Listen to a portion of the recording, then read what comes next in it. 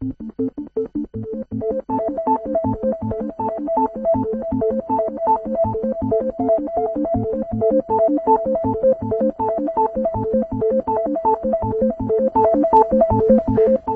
análise dos trabalhos da Assembleia Legislativa, cujo plenário reuniu esta semana 13 vezes, nomeadamente a aprovação das novas metodologias para a eleição do chefe do Executivo em 2014 e para a Assembleia Legislativa em 2013, grandes temas para o contraponto de hoje, com a presença de Carlos Moraes José, Sérgio Terra e Beltrão Coelho.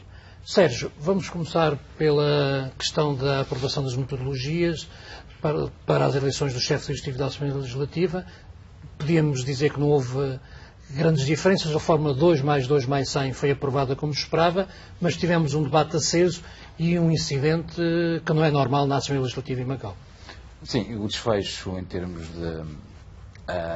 da análise do diploma, propriamente, dos diplomas, porque há um do chefe do Executivo para a eleição do chefe do Executivo e outro para a Assembleia Legislativa, já era aquela que se adivinhava desde a primeira sessão, praticamente, da consulta pública, que é no sentido, portanto, de aumentar o número de deputados de uma forma reduzida, 2 mais 2 diretos, 2 indiretos, e o número de membros do colégio eleitoral que elege o chefe do Executivo. Portanto, nesse aspecto não houve surpresas, como também não houve no facto de os deputados que mais contestaram a solução encontrada ou proposta pelo Governo terem sido precisamente aqueles que votaram contra o diploma. Portanto, os deputados da Associação Novo Macau e Pereira Coutinho. O que não se esperava é que o que não se esperava realmente os membros que não são deputados animassem a sessão. O que não se esperava foram alguns incidentes que ocorreram na Assembleia Legislativa, sobretudo no primeiro dia, portanto na terça-feira, com elementos da Associação Novo Macau a tirarem papéis, a gritarem e, enfim, a perturbarem o funcionamento normal da sessão plenária. Há quem provavelmente tenha achado alguma piada à forma como eles atuaram no hemiciclo. Eu pessoalmente acho que não foi um exercício de democracia, foi sim um exercício de intolerância e foi uma falta de respeito para com um órgão legislativo da REM. Carlos, achas que foi intolerância levada ao extremo? Acho que não. Aqui não concordo muito com o Sérgio. Acho que estas pessoas, no fundo, tiveram mais respeito pela Assembleia Legislativa do que a Assembleia Legislativa, se calhar, teve respeito pela nossa inteligência. E no fundo, eu encaro aquilo como um ato, portanto, o ato de interromper é um ato extremo, obviamente, são jovens, etc. É normal em democracia, digamos. Não é assim, então não achas que é um ato gratuito e o facto de serem jovens... Se é um ato gratuito, se calhar não há outro meio, não é? Se calhar também espelha um bocado a possibilidade de ação política que existe em Macau por outros meios. Portanto, aí digamos que não é um ato extremo, mais ou menos extremo, não é extremo, mas é um ato que foge, digamos, às regras do jogo, se calhar porque é impossível jogar o jogo. E a mim já vi passarem-se coisas na Assembleia, e nomeadamente esta semana, determinadas afirmações de deputados, etc., para mim são muito mais graves do que propriamente estarem duas pessoas que rapidamente são removidas da sala pelas forças de segurança, digamos, a perturbarem durante 5 ou 10 minutos o normal decorrer dos trabalhos. Portanto, nesse sentido, eu depois poderei alongar um pouco mais. Sérgio, achas que o que é o Presidente da Assembleia deve fazer neste momento, as autoridades?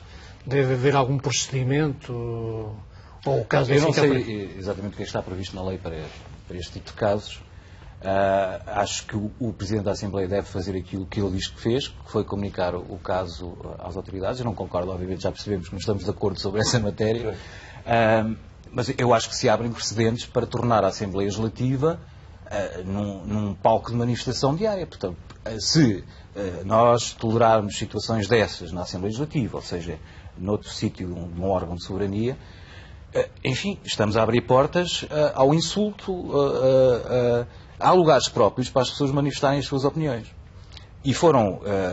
a questão é há lugares próprios, a própria Associação Novo Macau manifestou-se recentemente na rua, por ocasião do 1º de Maio, fez várias ações de sensibilização ao protesto, foram autorizadas. Não haverá uma sensação de impotência de parte da população de Macau quando quer participar e quer ter mais voz nas decisões perante uma reforma política que é basicamente mais do mesmo, e nem se pode chamar reforma política, na verdade. Tem que se entender que há sempre frustração. Ora, a frustração...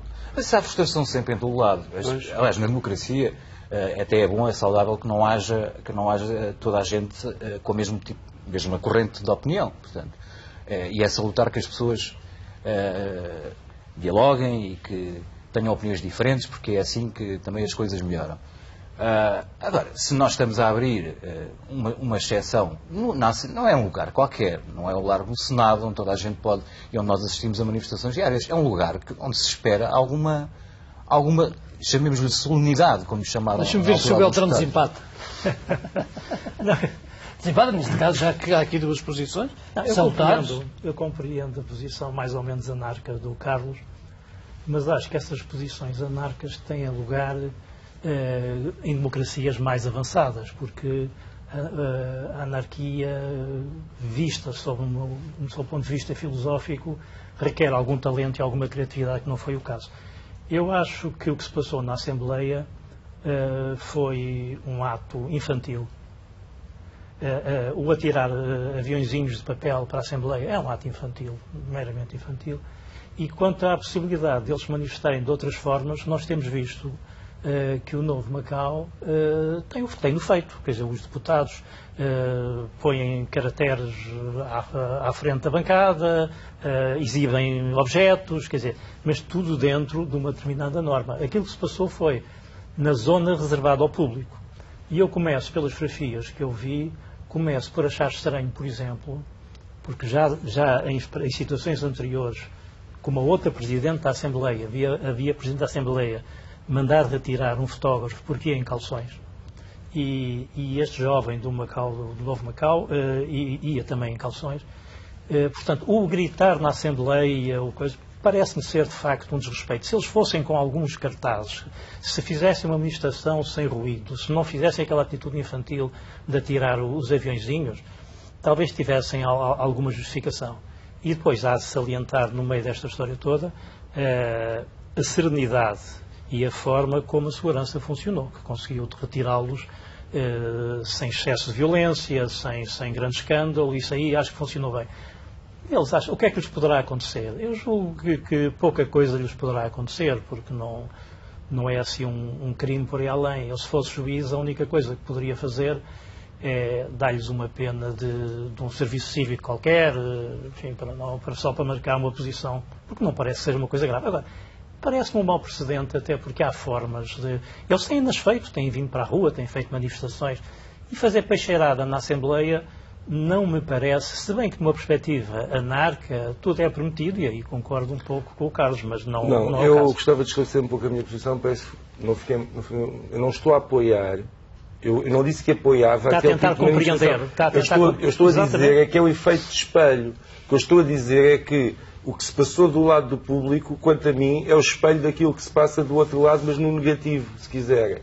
Porque se passou, é porque a sociedade criou as condições para que se passasse. Portanto, nós não podemos ignorar isso e não podemos, obviamente podemos culpabilizar o ato, mas temos que o compreender dentro do sistema político de Macau. E se aquelas pessoas fizeram aquilo, é porque sentiram necessidade de fazer, e essa necessidade devia ser coartada à partida. E não. Mas em termos políticos, em termos do sistema, Carlos, não me parece mais lógico, por exemplo, no dia a seguir, quando se discutiu a metodologia para a Assembleia Legislativa, um dos deputados, dizendo que não concordava, retirou-se da sala. Não te parece esta uma atitude mais democrática, porque a outra, não deixando de ser democrática, mas põe em causa, digamos, o funcionamento de um órgão? Pois o deputado é o deputado, o público é o público, o deputado tem determinadas obrigações. Aquelas duas pessoas do público têm responsabilidades. Um é hoje o Presidente da direção da Associação. Não parece que há aqui algum radicalismo entre aquilo que são hoje os três deputados e os jovens que agora neste momento... Então, mas quer dizer, foi esta sociedade que formou politicamente esses jovens. Se esses jovens encontram, e de cima são jovens responsáveis por aquilo que nos estás a dizer, um deles é o Presidente da direção, se eles encontram e entendem que essa é a forma que têm de se exprimir e de chegar ao público e de mostrar as suas posições, nós devemos interrogar porque é que eles pensam isto. Eu não estou a apoiar o que eles fizeram. Estou a tentar perceber, ou a tentar, mais ou menos, denunciar o que é que leva... Agora pergunto assim, o que eles fizeram, por exemplo, compara-se com o que um deputado diz em que põe no mesmo saco crianças, mulheres e deficientes, quando fala dos direitos políticos das pessoas? Por exemplo, isto não é muito mais... Isto não é muito mais chocante. Isto não é muito mais chocante e muito mais grave para a sociedade de Macau que um deputado com a responsabilidade que tenha este tipo de mentalidade ainda? Será que não é estas as forças retrógradas que impedem que Macau se transforme numa sociedade moderna e voltada para o futuro? Quer dizer, não é esses rapazinhos a fazer barulho. Isso é um fait-divers, não tem importância nenhuma. Mas do outro lado... Achas que durante o debate houve afirmações muito mais graves do que esta atitude? Com certeza que houve, como há muitas vezes. Quer dizer, como há muitas vezes. Eu aí concordo numa parte com o Carlos, quando se pode chegar talvez à conclusão que o comportamento desta Assembleia justifica atitudes daquelas, o que é mau. O que é mau quer de um lado, quer do outro. Mas, efetivamente, quando se ouve as barbaridades que se ouve, algumas delas na Assembleia, é capaz de estar ao mesmo nível atitudes deste género. O que não quer dizer que quer uma, quer outra estejam bem. Quer dizer, mas esta semana, já pegando nesta questão, Beltrão, esta semana o debate acabou por ser também rico, aqui o rico, que me percebam a expressão, nesta questão, quer quem defendia a proposta do Governo, quem atacou a proposta do Governo, acabou por ter...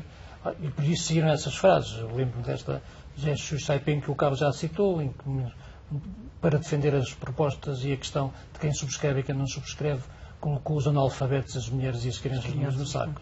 Isso aí tem vários tiros no pé, desde dizer que as mulheres têm direito a emitir opinião, coisa que toda a gente sabe que sempre tiveram e continuarão a ter, e aliás há deputados na Assembleia que se deviam ter insurgido imediatamente contra estas declarações e não o fizeram, e da mesma forma que se diz que é muito bem que as crianças participem, porque é assim que se entra na política.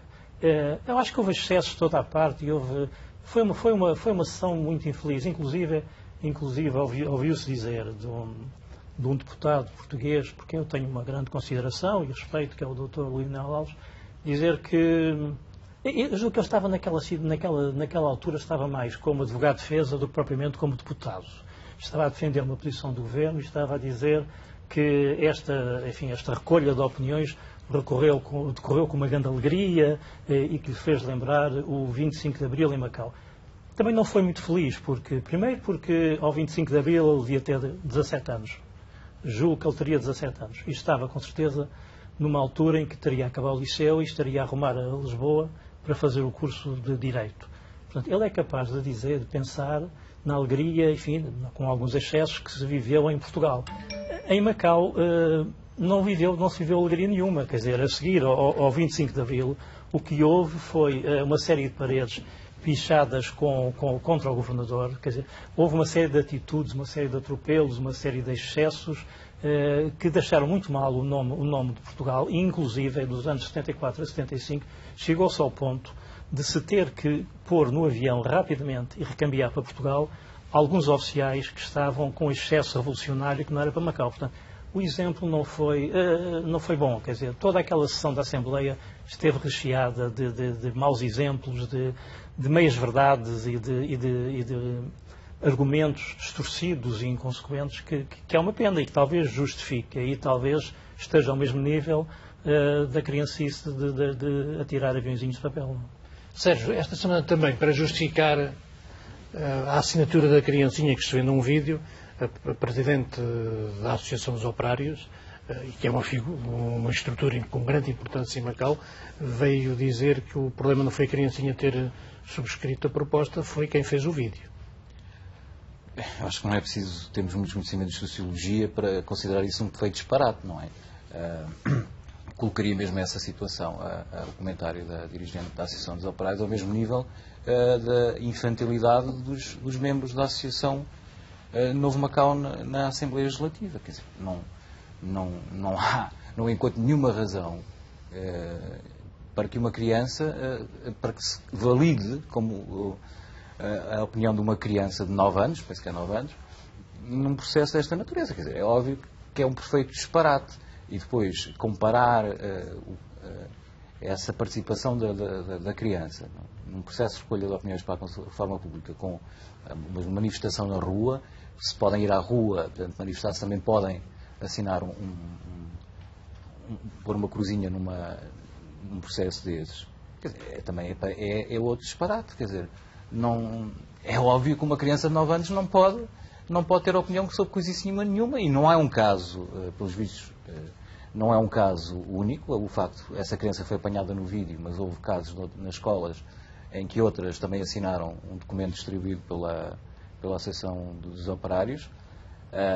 Curiosamente, que é um documento que é só da recolha de consultas, porque é claramente favorável à proposta que foi apresentada pelo Governo, portanto não há sequer uma opção, mas mesmo que houvesse, quer dizer, não é uma criança que tem a capacidade para decidir o que é melhor para o sistema político de Macau.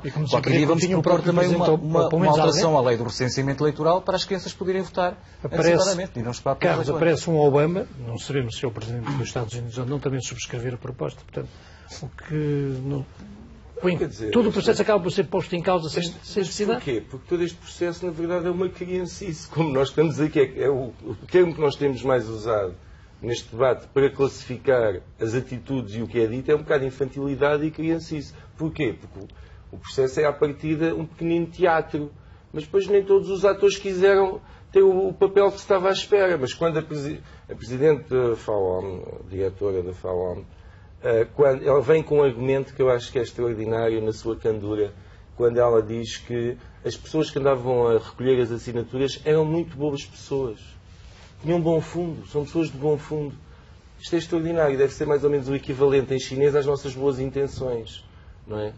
Pessoas de bom fundo, deve estar o inferno chinês cheio, porque de facto, eu estou farto de ouvir isto. Também o Xuan também é uma pessoa de bom fundo, não é? Não sei se se lembram, o diretor dos assuntos laborais também tinha bom fundo. Mas pronto, não chega, de facto não chega. As boas intenções e os bons fundos não chega. Quando estamos a falar de crianças, isto prefigura de alguma forma quase um abuso, não é? Isto é um abuso que se está a fazer das crianças, está-se a abusar delas. E nem os pais têm direito a fazê-lo. Não se pode usar o nome de uma criança com 8 anos, ou 7, ou 9, para assinar um papel de cidadania. Quer dizer, isto para mim prefigura abuso. Não me parece que seja assim tão light e tão leve. Quer dizer, nós de repente olharmos para isto e acharmos graça. Ai, que giro, as criancinhas. Não. É um mau princípio e parece que está-se a abusar das crianças, na verdade. Nem remeter as responsabilidades depois para quem fez o vídeo, não é? Essa então... Não, porque senão o mensageiro é que teve a culpa, quer dizer, o mensageiro é que foi o culpado daquilo tudo, não é? Portanto, isso é de uma infantilidade também dizer isso, é que já nem... Quer dizer, isso ainda fica pior, não é? Quer dizer, Beltrão, no meio neste processo todo, o Governo não devia ter, de certa forma, marcado a sua posição dizendo que não concordava com estas posições, procurando dar maior credibilidade ao processo. Porque o Governo, o que está limitado é, já falámos a semana passada aqui nas declarações da Secretária numa conferência de imprensa, mas vai-se insistir na questão, há declarações e não há uma posição do Governo que provavelmente podia ter vindo a dizer que também o próprio Governo lamenta o que se passou. Eu julgo que não pode por duas razões. Primeiro, porque a Secretária já disse uma coisa muito parecida. E segundo, porque o Governo não pode ir contra associações que são suas aliadas. Quer dizer, se associações colaboraram. Isto está tudo mal por uma razão simples, é que não era dada opção de coisa nenhuma. Quer dizer, era dado um modelo e as pessoas apenas tinham que apoiar esse modelo sem margem para o porem em causa. Ou se o puseram em causa, numa porcentagem mínima. Portanto, o Governo não tinha nenhuma hipótese de fazer isso, até porque já tinha metido também o pé na argola com as declarações da Secretária. Agora, estas declarações da senhora, com muitas declarações, deixam-nos preocupados, quer dizer, com o nível dos dirigentes que nós temos na nossa sociedade. Portanto, e isso talvez nos leve a compreender quando se diz que a sociedade não está madura ainda para eleições democráticas, porque são barbaridades, porque mistura-se alhos com Não há aqui um contrassenso, desculpe interromper, não há aqui um contrassenso que pode ser apresentado ao Governo. A sociedade não está preparada, mas há 160 mil pessoas que se manifestaram. Se houver 160 mil pessoas que se manifestaram, isso é um presente que a sociedade está preparada. Há 160 mil pessoas. que de uma forma geral, sabe, raríssimas exceções, foram induzidas em apoiar uma decisão ou uma proposta de governo que lhes foi apresentada por associações que estão dependentes do governo. E quando esta senhora diz que as pessoas assinaram porque confiam na Federação, isso quer dizer tudo.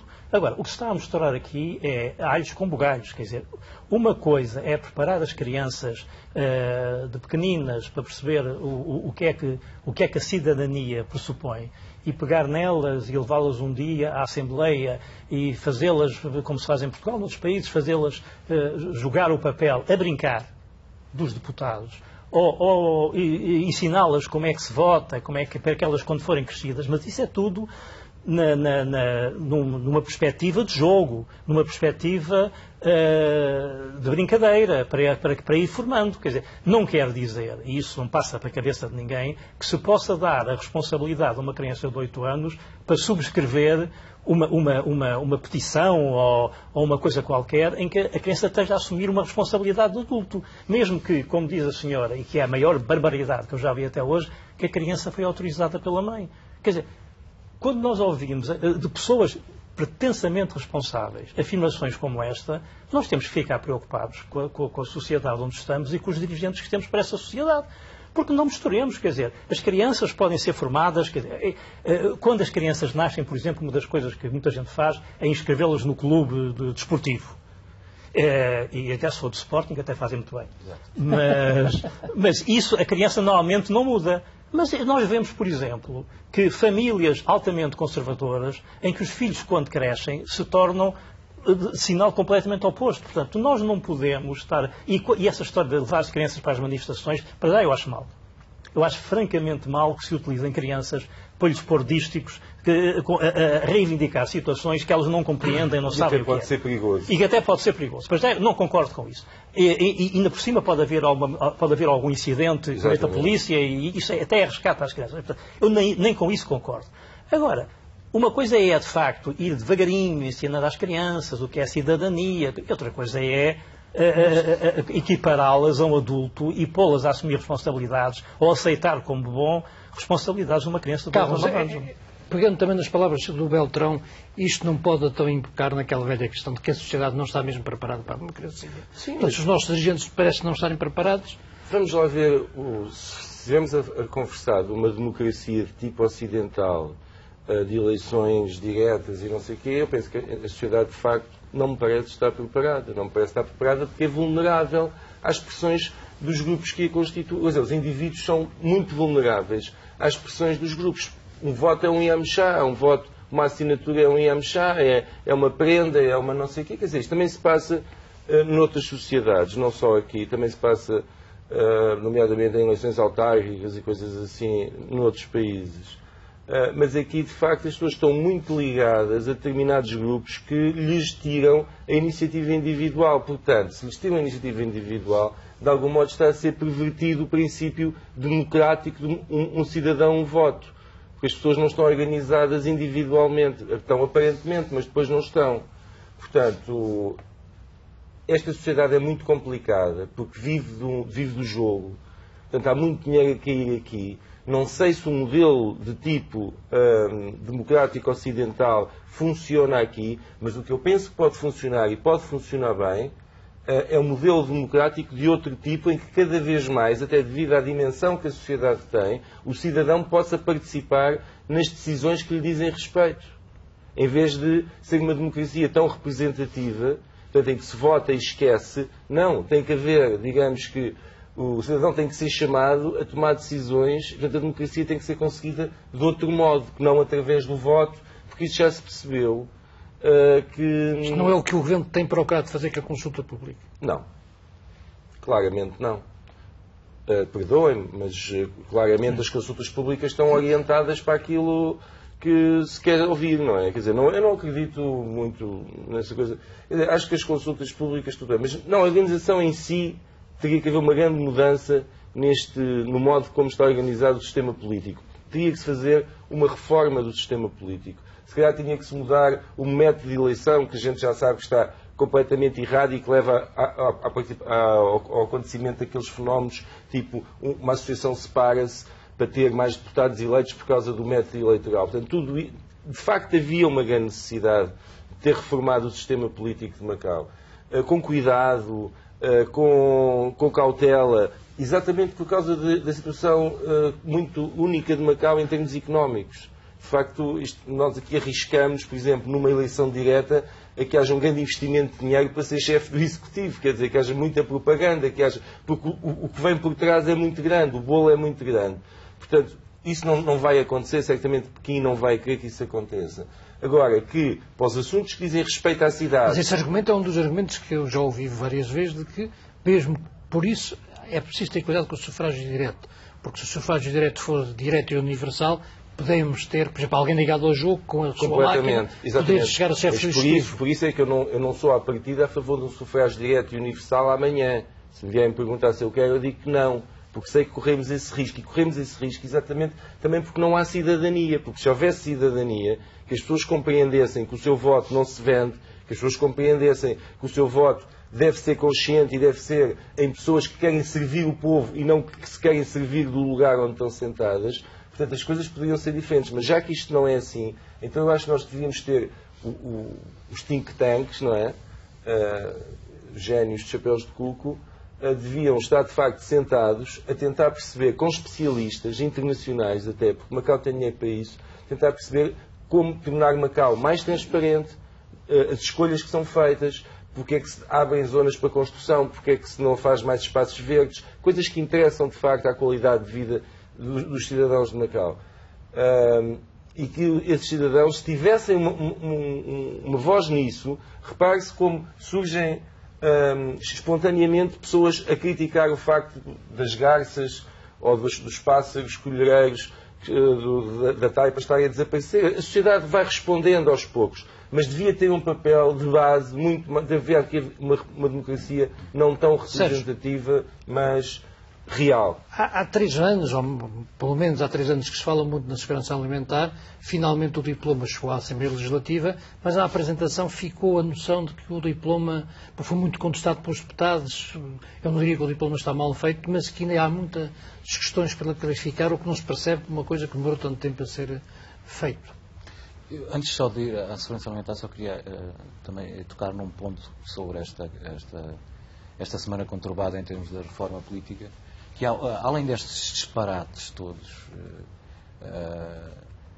destes erros de casting de algumas associações do governo até, e de alguns atores deste processo da auscultação, também há um aspecto que me chamou a atenção e que também chega a ser um pouco preocupante. A partir de determinada altura do processo, entramos numa fase de contestação pura e simples a determinadas propostas, com atitudes mais extremas, e houve determinadas pessoas que, a partir de determinado momento, tentaram, digamos que, minar, não sei se será minar, ações que outros grupos opostos, e isto foi de parte a parte, estariam a fazer. Portanto, houve um sintoma, uns sinais de intolerância. Por exemplo, o facto de Barack Obama, com certeza que não veio cá colocar o voto nem a Aung San Suu Kyi, nem o David Cameron vieram cá colocar uma cruzinha nos papéis que foram distribuídos pelo governo ou pelas associações, mas não podemos ser ingênuos ao ponto de pensar quem é que terá feito isso. Então, serão pessoas que estariam do outro lado. E houve situações também inversas. Portanto, houve aqui uns sinais de intolerância de pessoas que não respeitavam as ideias dos outros, tentavam impor as suas opiniões. Isto é de parte a parte, não há só de um lado. Que me parece que será ter atenção no futuro, porque Macau, pelo menos, fazia alarde de ser uma sociedade tolerante, e acho que esse princípio deve ser mantido. Em relação à segurança alimentar, o projeto, os sinais de dúvidas que vêm do projeto partem de uma parte de deputados que está associada normalmente ao setor da restauração, como já aconteceu noutros diplomas, como o do tabaco, enfim, porque este diploma vai apertar as malhas, ou pretende apertar as malhas de áreas que estão mal fiscalizadas neste momento, E isso mexe com os interesses de algumas pessoas. Portanto, é natural que nesta altura se coloque a velha questão, mas os restaurantes não estão preparados para isto, ou os restaurantes não conhecem as leis, ou os restaurantes não vão fiscalizar isto. Portanto, há uma série de dúvidas que vão ser levantadas por um determinado setor específico que sente os seus interesses afetados. Obviamente, eu já na altura, quando foi apresentado o diploma, já foquei nisso. Há algumas questões que me parecem que devem ser melhor trabalhadas, nomeadamente para que se assegure que não há sobreposição de competências entre diferentes organismos, nomeadamente a Direção dos Serviços de Economia, a Direção dos Serviços de Turismo e o Instituto para os Assuntos Cívicos e Municipais, para não andar toda a gente a fazer a mesma coisa.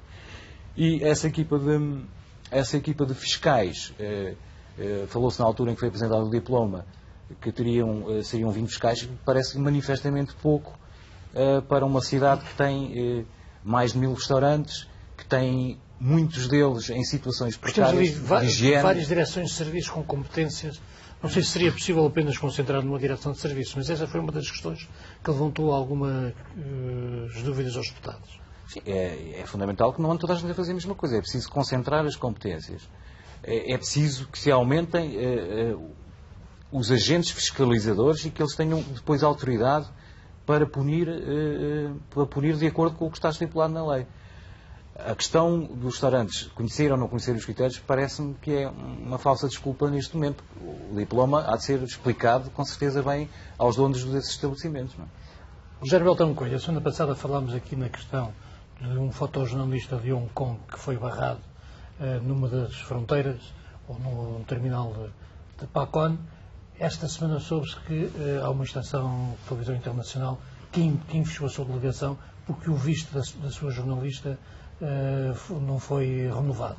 Portanto, a mãe e o filho fazem mais ou menos a mesma coisa. Eu já agora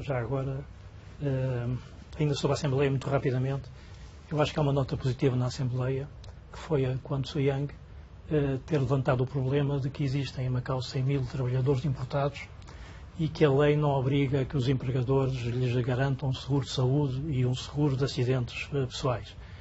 Isso é uma parte positiva. Também uma coisa muito rápida sobre esta história da segurança alimentar.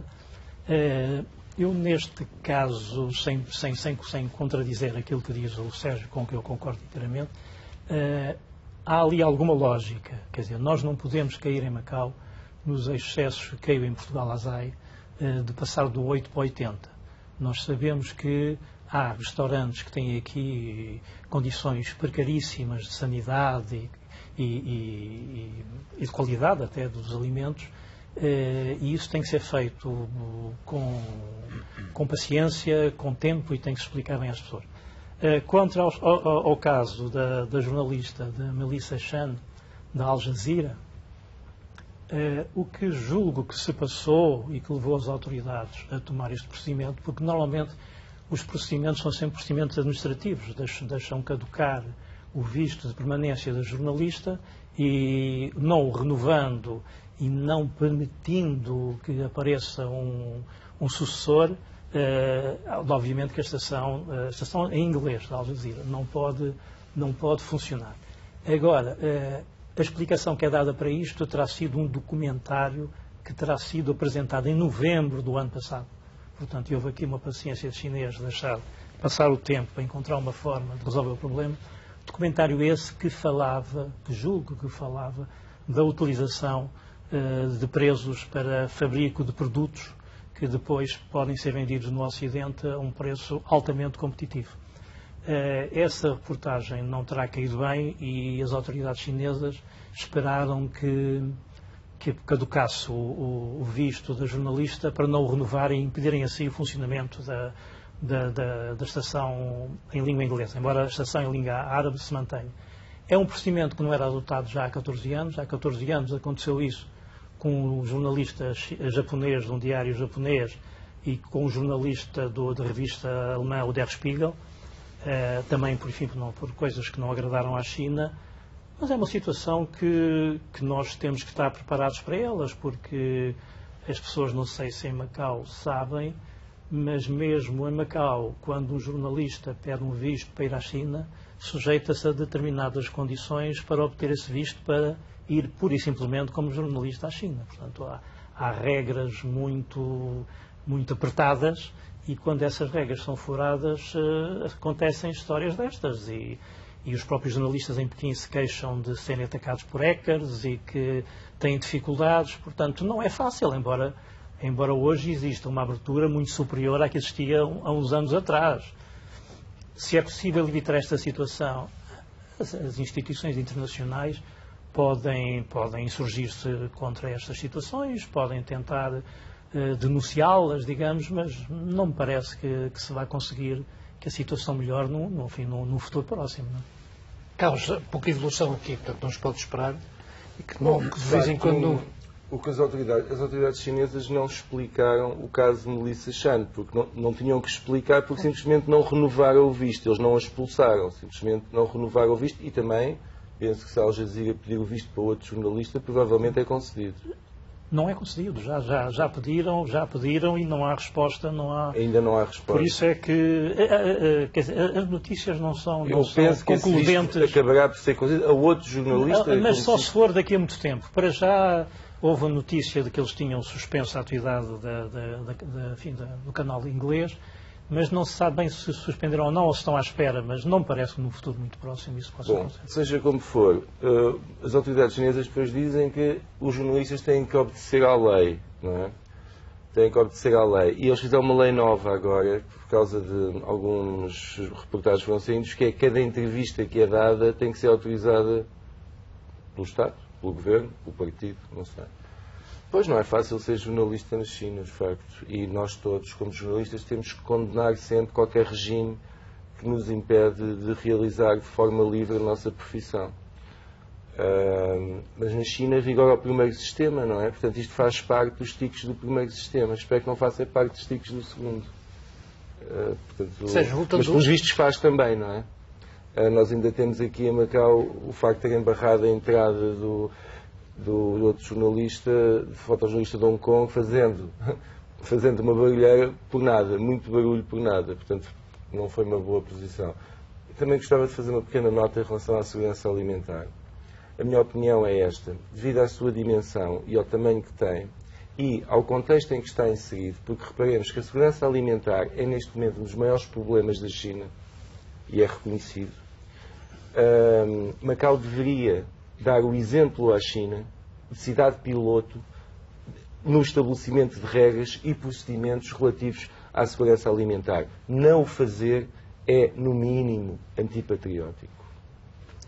Sérgio, voltando a Macau, publicidade ao jogo. Esta semana alguns académicos, alguns peritos ou especialistas na área levantaram essa questão de que ou não está a cumprir a lei, ou se está a cumprir a lei devia ser revista, porque, apesar de tudo, se faz em demasia publicidade aos casinos e ao jogo em Macau. Faz, e quase que não era necessário fazer, porque os casinos estão à vista de todos. A maior parte dos visitantes que vêm cá, digam o que disserem nos inquéritos, vêm cá e vão passar pelos casinos e vão apostar. Parece-me que, não sei se há infrações à lei ou não, só analisando caso a caso é que, enfim, seria mais fácil de pronunciar sobre isso. Mas que as malhas da publicidade, que as regras da publicidade poderiam ser mais apertadas, poderia, porque as operadoras em Macau e no território não precisam de fazer publicidade para levar as pessoas aos casinos.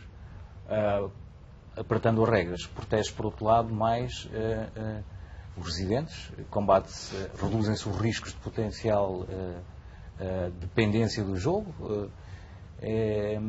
Nós próprios, jornalistas, lidamos com várias situações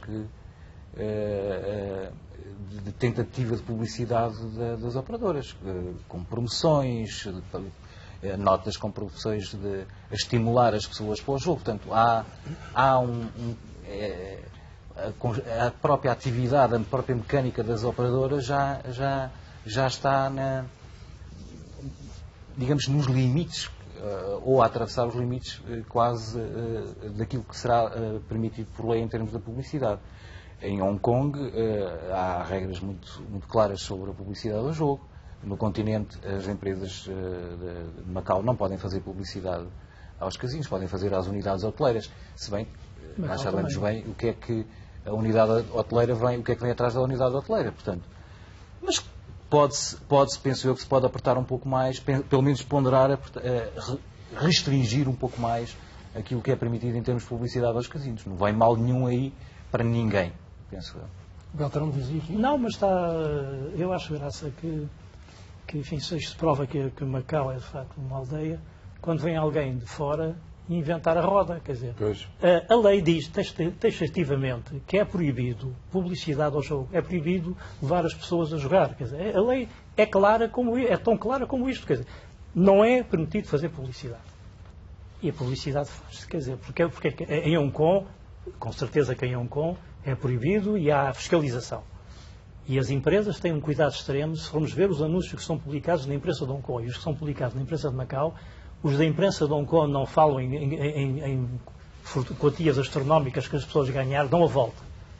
Aqui sabem que é permitido, fazem. Portanto, não é preciso vir ninguém de Singapura explicar... Mas os peritos colocavam mais até a publicidade que é feita, digamos, junto às fronteiras. Mas toda ela, a das fronteiras, a dos táxis, a da imprensa, tudo isso é perfeitamente ilegal. Perfeitamente ilegal. Não, a lei diz taxativamente que não se pode incitar ao jogo.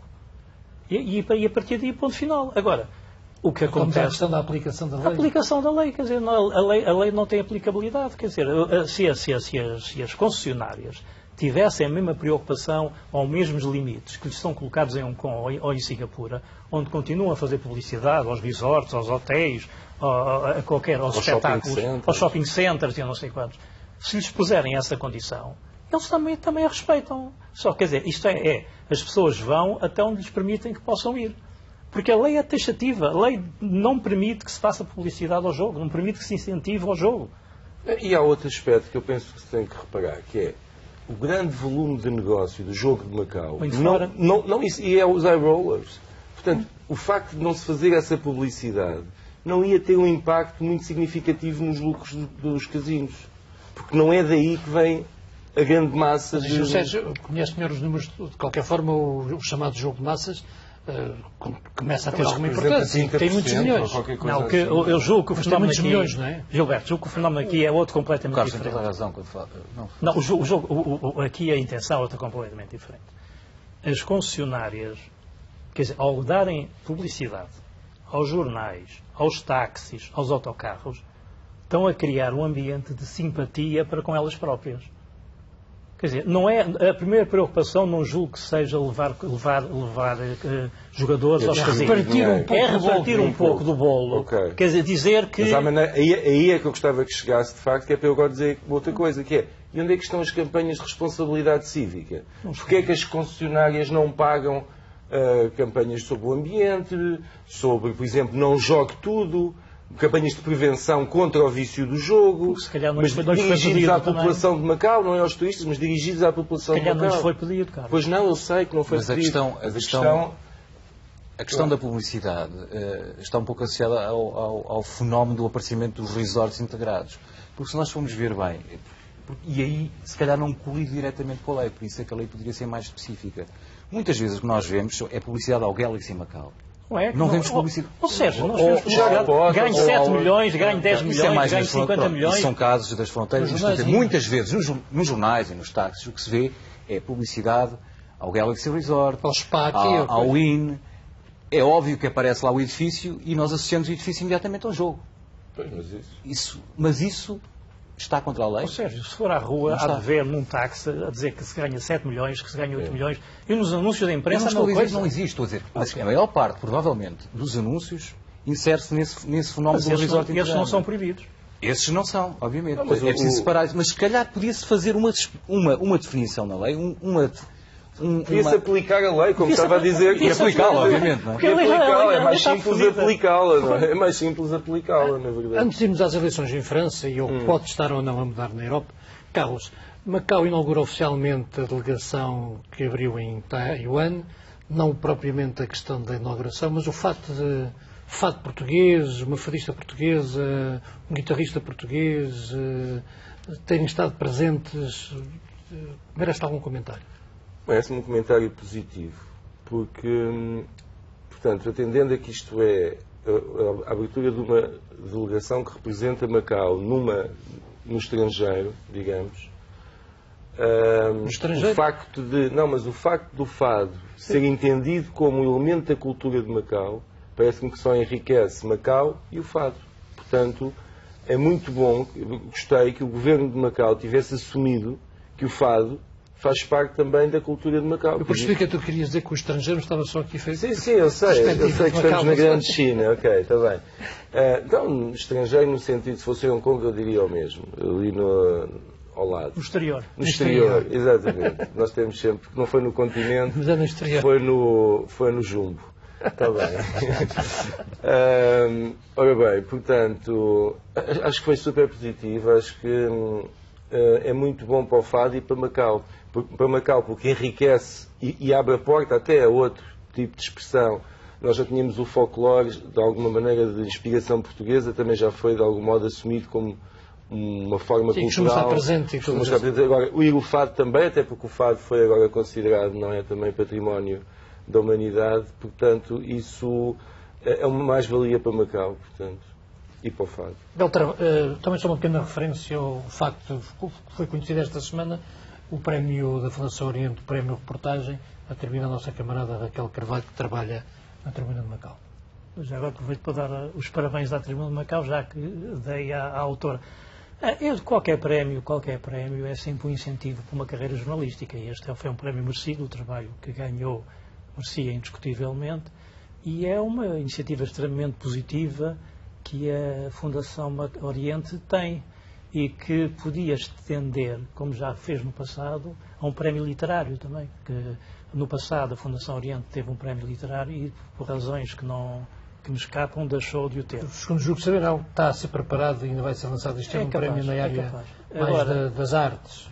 Não, o prémio literário acho que é importante. Este prémio jornalístico é um prémio importante e, sobretudo, porque até tem uma dupla vantagem, que é, estando o jornalista ou a jornalista afastada de Portugal, é uma mais-valia para o seu currículo no dia em que tiver que voltar para um jornal português. Portanto, tem um prémio que é conquistado e que tem a dimensão que tem, e mesmo em termos pecuniários é bastante significativo. Portanto, mais uma vez, a nossa camarada Raquel está de parabéns.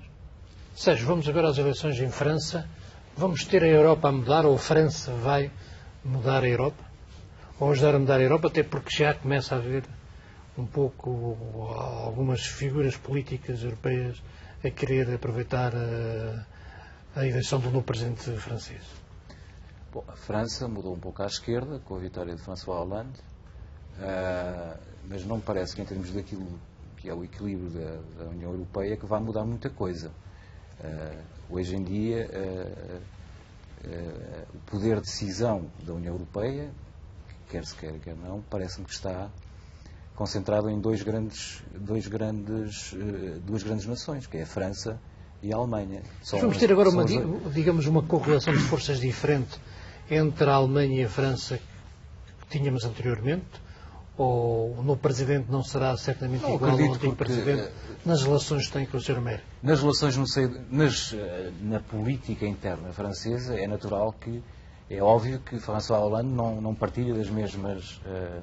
eu não sou, enfim, especialista da política francesa, não costumo acompanhar ao pormenor a política francesa, mas é óbvio que François Hollande não está na mesma corrente ideológica de Nicolas Sarkozy, e em termos, portanto, internos, vai-se sentir, penso eu que se vai sentir essa diferença. Em termos do equilíbrio geoestratégico europeu, parece-me que não é pelo facto do Presidente ser de esquerda que vai haver uma alteração substancial naquilo que é, neste momento, o status quo do poder na Europa. A Europa, que aliás esta semana assinalou também o seu aniversário, Carlos, o Sr. Hollande vai conseguir impor aquilo que foi a sua grande batalha durante a campanha eleitoral, a sua grande arma durante a campanha eleitoral? Chega da austeridade e agora temos que esperar também pelo resultado das legislativas, que é onde o povo francês vai dizer, e é já a seguir, vai dizer se quer de facto uma política socialista ou social-democrata, ou se pelo contrário vai votar na direita para haver um balanço entre o Presidente e o Governo ou o poder, não é? E o poder do Senado e da Assembleia. Bom, eu vou falar uma linguagem que se calhar as pessoas não estão muito habituadas a ouvir, mas o que eu penso é isto: o socialismo ou a social-democracia é que está a salvar o capitalismo, senão o capitalismo integra a si e aos liberais afundava-se. Isto já aconteceu em 1929, quando a bolha financeira do Wall Street obrigou a quê? A um recurso à economia, real, e aí veio o keynesianismo que, portanto, pôs o Estado a investir na economia e voltou a desenvolver a economia à parte do lado financeiro do capitalismo. Novamente agora, em 2008, não é? Bom, mas antes já vem... Tu estás a dizer que está 2008? Já vem desde 2008, basicamente. Nunca mais me esqueço que a crise estala quando o Obama é eleito. Atenção, o Obama leva com a crise do crédito mal pagado na América mal assume o poder. As pessoas esquecem-se disso. Mas foi isso que herdou de Bush, a guerra e a crise. Herdou isso tudo. Portanto, o que me parece é que, paradoxalmente, são as medidas sociais-democratas que salvam o capitalismo. Ora, para quem entende que o capitalismo é em si mesmo injusto, não pode estar a favor de um governo social-democrata, porque assim o capitalismo vai sobrevivendo com estes balões de oxigénio de utopia e de boa vontade que, infelizmente, o povo de esquerda ainda acredita e vai lutar e vai recuperar novamente os países e as economias para que depois... Curiosamente ou não, com o discurso do Presidente eleito, voltou-se a falar em desenvolvimento, que era uma coisa que estava... Exatamente, e vai-se falar. E digo mais, para a Sra. Merkel foi a sorte grande que lhe saiu. Porque a existência de um Hollande que vai contrabalançar, porque eu não acredito que a Sra. Merkel também queira o mal dos povos e que só os ricos é que se safem desta crise. Quer dizer, o que acontece é que ela está nas mãos dessas pessoas e agora tem uma força ao lado que lhe permite dizer: agora temos que, já não podemos ir tanto por aí, já temos que fazer aqui um marcha atrás. Ela não disse que estava contra os planos de desenvolvimento. O que ela disse é que a questão do déficit tem que ser continuada a ter vista com cuidado e respeitada.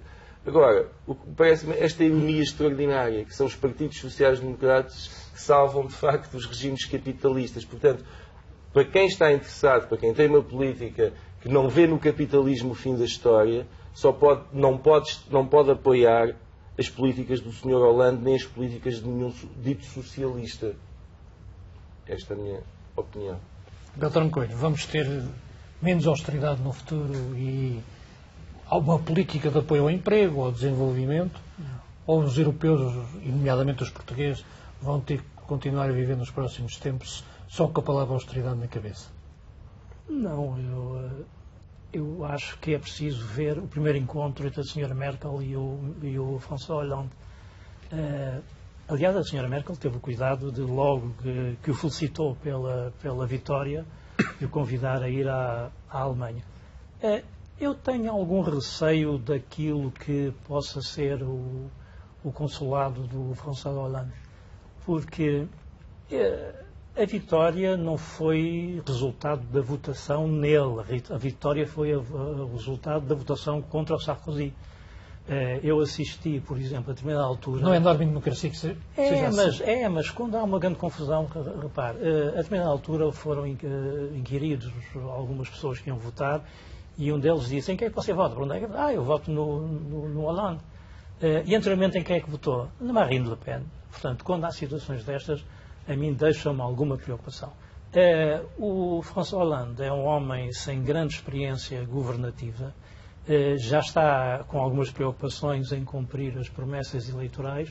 Eu faço aqui um parênteses que eu pessoalmente fiquei muito contente com a vitória do Hollande e com a derrota do Sarkozy, mas entendo que não se faz crescer uma economia só porque se elege um presidente. É preciso haver investimento, é preciso haver mercados, é preciso haver condições, é preciso sobretudo haver investimento. E para haver investimento é preciso haver confiança e é preciso haver mercados. Ora bem, a Europa hoje está sem grande força anímica, está sem mercados, portanto não é uma tarefa fácil. Houve em Portugal, houve ali um efeito de dominó nos países que tinham tido governos socialistas e que depois, e que nos últimos anos não o têm, como é o caso de Portugal. O próprio ex-presidente Mário Soares veio dizer que agora tínhamos de arrebentar com tudo, vamos dar a volta toda. E já vieram vozes ponderadas, mais ponderadas, dizer que não é bem assim. Tem que se ter algum cuidado. Portanto, eu repito há pouco o que estava a dizer ao Carlos, mas curiosamente essa questão do desenvolvimento nas últimas semanas é um discurso que isto não está só apenas no Sr. Hollande. Não, mas está em toda a gente, só que o desenvolvimento económico não nasce, não cai do céu. Quer dizer, é preciso haver investimento e é preciso haver iniciativa e é preciso haver condições. Quer dizer, hoje não há iniciativa, não há condições e, sobretudo, não há mercados, porque ainda por cima, numa altura em que há uma competição enorme e duríssima, vinda da China, e na altura em que todas as grandes multinacionais e as grandes empresas se estão a mudar para países do antigo leste europeu ou para a China. Portanto, não é fácil, só porque é eleito um presidente, nós de um dia para o outro passamos a ter assim, a oitava maravilha do mundo. Agora, vamos ver como é que corre e que capacidade é que o Sr. Hollande tem para lidar com a Sra. Merkel, que, tal como o Carlos diz e eu concordo, não é a bruxa má, mas tem atrás de si todo um país que dificilmente compreende que esteja a ser o suporte de toda a Europa. O que não é verdade. Mesmo que toda a Europa tenha sido o suporte do renascimento da Alemanha. Mas, claro. Mas o problema é que a memória é curta e neste momento os alemães pensam que podiam ter uma vida muito melhor se não tivessem que levar toda a Europa a rebote. Mas, Carlos, há aqui outra questão. Mas não pensam ter uma vida muito melhor porque nos destruíram a economia aos poucos em Portugal e noutros países, não é? Porque deram-nos cabo do nosso tecido produtivo. Essa é que é a verdade. Os alemães? Entre outros, sim, os alemães, os espanhóis, etc., por exemplo, limitando-nos as pescas, limitando-nos a agricultura, limitando-nos muita coisa, quer dizer, comprando Portugal a crédito. Mas isso foi a Europa, foi a Europa a bloco, com a aquiescência de Portugal, que aceitou acabar com a agricultura, acabar com a pesca. E porquê? Porque eram os vendidos. Os nossos políticos interessaram-se pelas suas próprias alcavalas e não pensaram no futuro do povo português.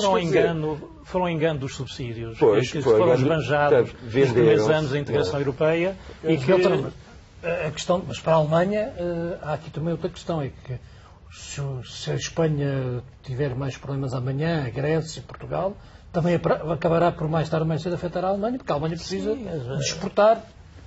Não basta exportar só para a China, onde, por exemplo, tem havido. A Europa hoje, globalmente, é um barril de pólvora. Portanto, tudo isso o que aconteça na Grécia e o que possa depois, por efeito, acontecer em Portugal, em Espanha ou na Itália, obviamente compromete toda a Europa. Mas há países que estão mais capazes de sobreviver do que outros. E, obviamente, que a Alemanha está mais capaz de sobreviver do que outros. E os alemães são capazes de não ter uma solidariedade tão grande europeia que leve a compreender os sacrifícios que hoje são precisos. Portanto, tudo depende da capacidade que o Hollande tiver de dialogar com a Sra. Merkel e daquilo. E vamos ver as próximas reuniões. Para terminar, Sérgio, estamos a chegar ao fim do nosso programa. Falcão voltou a provar, e falando de futebol, voltou a provar porque é que valeu 40 milhões. É verdade. Mais uma vez fez uma demonstração das suas enormes qualidades como goleador. É uma pena que o Porto já não tenha capacidade para manter um jogador como esse. A falar, isto é fantástico. Sou sportinguista, mas... Isto é fantástico, está tudo dito. Quer dizer, tenho pena que ele não esteja no Porto. Todos os bons jogadores são bem-vindos, certamente, no campeonato português. E aliás, acho que a qualidade de Falcão é já de tal ordem que, pelos vistos, nem o próprio Atlético de Madrid tem capacidade para pagar. Aliás, a vitória na Liga Europa cria mais problemas ao Atlético, são mais 7 milhões que vai ter que pagar. Exato, vai ter que pagar mais 7 milhões ao Porto e já tem algumas dívidas. O jogador vai ter que ser vendido. Algumas dívidas por pagar ao Porto. E se calhar vai ter que alienar aquele que é alienar um dos seus melhores ativos. O mais rentável das transferências todas que foram feitas o ano passado, o jogador que mais rentabilizou o dinheiro que pagaram por ele. Portanto, isso diz alguma coisa. E os números mostram, não é? Porque tem faturado 33 gols. É o terceiro melhor marcador de Espanha, só fica atrás dos dois galácticos, Messi e Cristiano Ronaldo. Foi, salvo erro, o melhor marcador da Liga. E são gols de grande categoria e são... dá prazer para quem gosta de futebol ver jogar um jogador daqueles. Desde que não esteja a jogar no Porto. Para terminar, vamos ter a final da Liga dos Campeões na próxima semana. Beltrão, quem vai ganhar?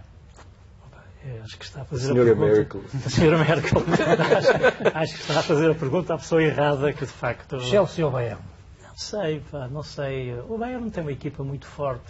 O Chelsea tem sido uma surpresa, sobretudo acho que eles ganharam um ânimo novo depois da saída do Vilas Boas. Devem ter feito um alto de fé, dizendo que tinham que ganhar. Eu apostava mais no Bayern. Carlos, na tua perspectiva, quem é que vai ser... O Bayern joga em casa, tem uma boa equipa, tem o público do seu lado, o Chelsea... Mas o Chelsea é uma equipa que não se pode confiar, não é? Por isso podemos talvez acreditar nela. Chegamos assim ao fim de mais uma edição de Contraponto. O programa de análise e reflexão em português regressa na próxima semana.